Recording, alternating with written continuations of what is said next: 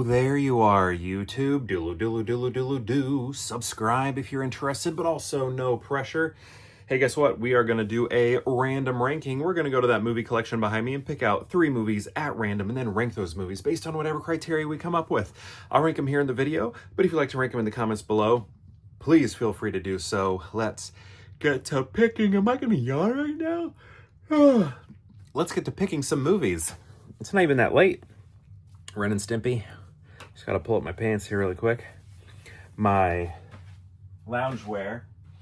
I don't know, maybe something in this area. Then maybe a up topper here and then a down lower here. Ooh, what is this? Feels like a blue. Now, of course, we have to make sure I've seen these films. Yes. Yes. Oh, yes. Okay. All right, here we go. So, first, well, here, let's do them in the order I just had them there. Okay, so this first one is Shutter Island. I think I recently heard Martin Scorsese sort of show regret for even making this movie because he's been thinking about how he has such little time left on this earth, and maybe he could have put the time he spent making this towards a more important project or something like that. And I was like, wow, that's interesting. I really do like this movie. Maybe it won't go down as an all-timer, but I think it will to some people. That's the kind of the interesting thing with Scorsese is almost every single one of his movies can be someone's favorite or like in their top 3 of his.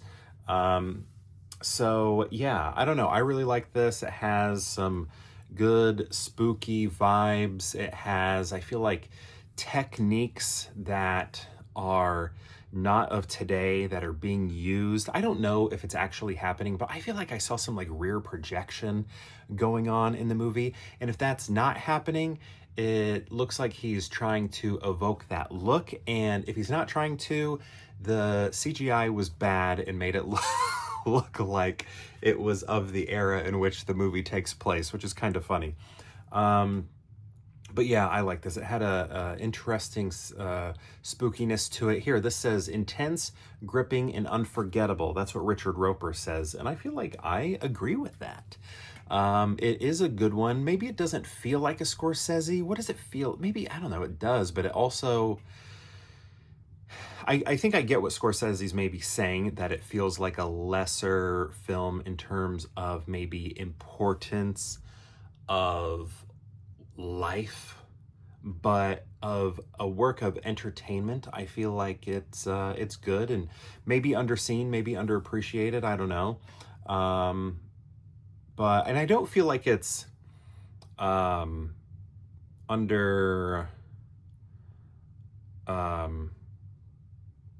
what's the word? It's so common. I don't know why it's not coming to me. I don't know why I can't think of the word. But anyway, I ultimately like it. It's a common word. Why can't I think about it right now? Blah, blah, blah. I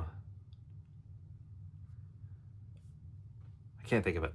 All right, next we have The Box. The Box. So what I remember about this one is Frank Langella had like a piece of his like jaw ripped out, not in real life, but like in a CG sort of way. And that was really shocking to see when I first saw this movie. Yeah, the way I remember it is like Frank Langella went to, maybe it was Cameron Diaz's house or something. I never remember that James Marsden is in this, but it was like Cameron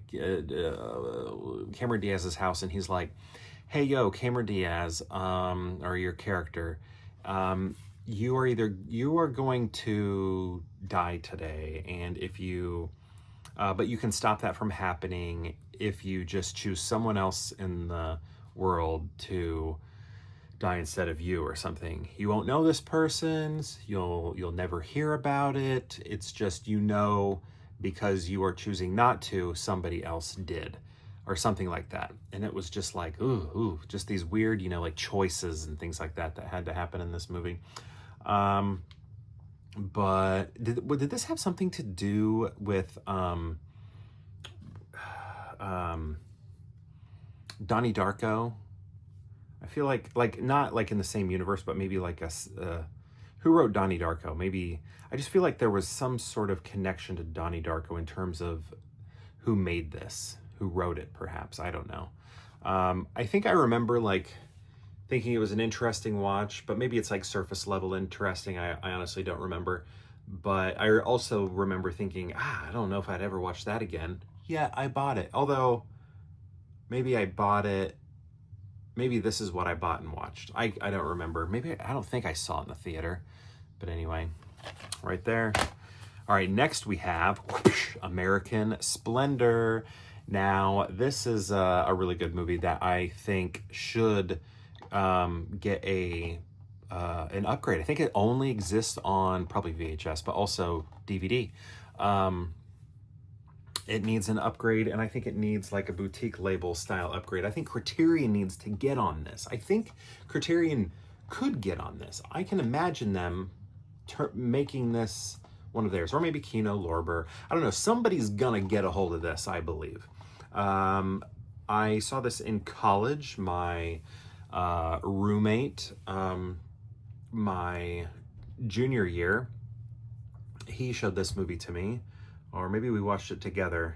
Yeah, maybe we watched it together for the first time. I think he probably rented it from the library or something. But anyway, he came up with the idea to watch it.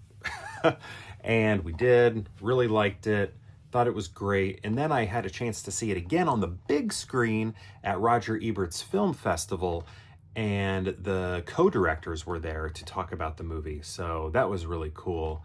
I just loved that. That was all so good and interesting. I haven't even told you what it's about. It's like a biopic on Harvey Pecker, who is like a comic book artist, but like underground style, and he's very like grumpy and angry and negative and and like stuff like that. And he has a very interesting voice, and Paul Giamatti here, who's playing him, had to put on that interesting voice. Let's see, what else? Oh yeah, and what's also cool about it is it sort of blends reality and the dramatization, because if I remember correctly, I mean, yeah, like the real Harvey Pecker is in this as well, and he'll like pop up in the film every once in a while. So do you remember that movie I talk about sometimes called American Animals? What that movie does? This movie did that also. Before American Animals, but I always love that about American Animals, and that's kind of what's cool about this. But I got to see this get a 4K Blu-ray. I don't really care which one, but it needs one of them. But it needs like extensive special features, new commentaries, all that, because this has group audio commentary with the directors, the cast, and Harvey Pecker, and then animated menus. Harvey Pecker's My Movie Year, a comic book insert, but I don't think I have that because I got this from the library. Yeah, unless it's, on the disc. I don't remember. DVD-ROM features and website downloads. You think any of those are still accessible? Doubt it. But yeah, how are we going to rank these? This is actually, I think this is pretty easy for me. I do really like this movie, and feel like more people should see it. What is the word I'm trying to think of? It's so common. Like when I say it, I'm going to be like, what? Underappreciated. Is that it? It's underrated. Underrated. Oh my gosh. That was it. Underrated. I don't think this is underrated. I feel like it is rated.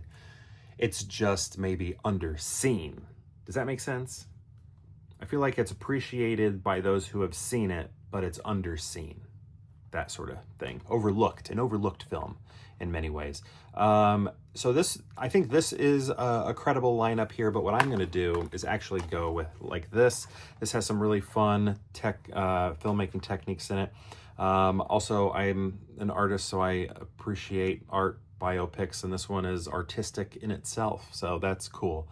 So yeah, I love American Splendor, and then I love Shutter Island, and then The Box I remember being interesting.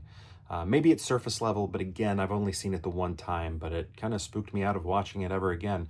So yeah, one more time, American Splendor, then Shutter Island, and then The Box. But my question to you is, how would you rank these? Have you seen them? And if so, what do you think about them? But yeah, if you've seen all three, how would you rank them? I'd love to know. Let me know in the comments below. And perhaps we'll see you tomorrow for more pure hangout.